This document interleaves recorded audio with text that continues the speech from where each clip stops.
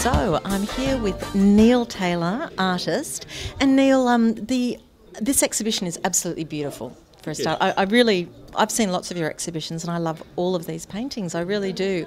Now, you've called it Winter Harvest Paintings from the Wilderness. Is that what you've been doing all winter, painting? Harvesting, yeah. I'm from farming stock from way back, so I harvest images rather than sort of rape the land, and basically, I go out to the bush, or I work with a camera or whatever, and pull images back and show them to people after I finish with them, Yeah. Well, it's interesting. I was talking to Joy, my mother Joy, and she loves your work, but she said, I'm always fascinated that Neil can look at... I look at his paintings and they're beautiful, but when I look at them, it's just a rock.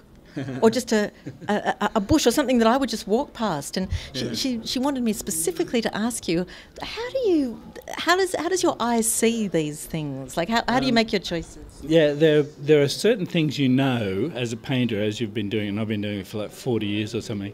There are certain things that are paralleled in paint quite easily, or quite beautifully rather than easily.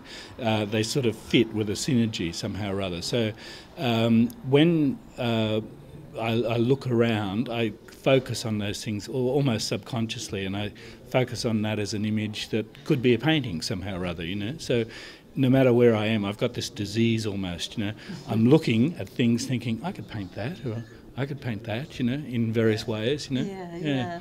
I noticed also in this exhibition that I think there's only one painting that's got a real wave break in it, that's got like ocean in it. Or is that ocean? Now, which is that painting? It's the one on the left. There is one. Yeah. Now, what is that a painting of? Because I was actually trying to get my absolute perspective on that. That's a painting of three different subjects. One becomes another, becomes another.